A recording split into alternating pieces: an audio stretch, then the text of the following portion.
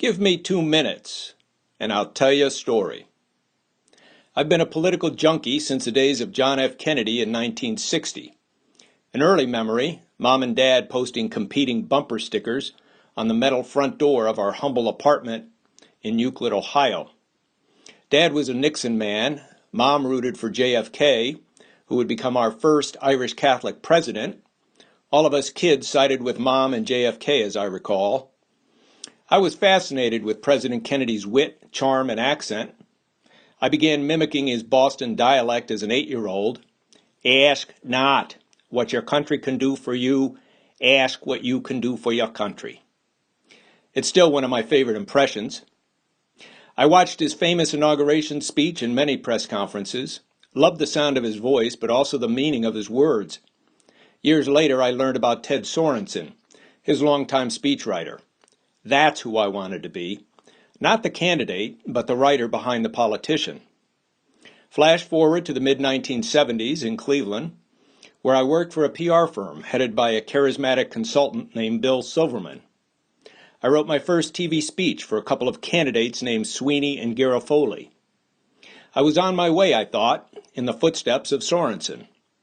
But in reality, the speechwriting gigs were rare, and I spent more time mired in the drudgery of industrial product publicity. Then a reprieve, a major Democratic rally at a downtown Cleveland Union Hall.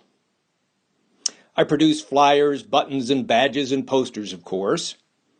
Then Bill Silverman surprised me with one last detail, a live donkey, which he brainstormed would attract TV coverage.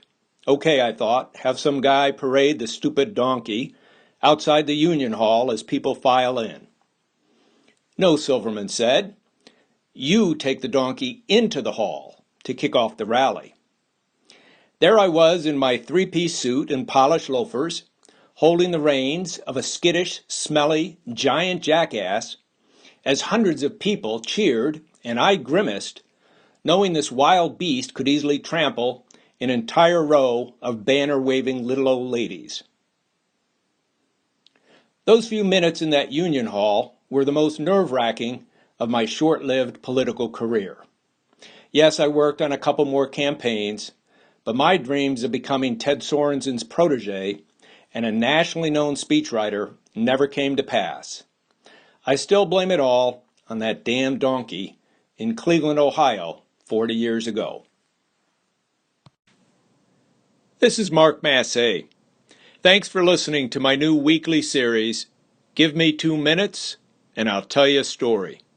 Stay tuned for more entertaining episodes, something to enjoy in these troubled times.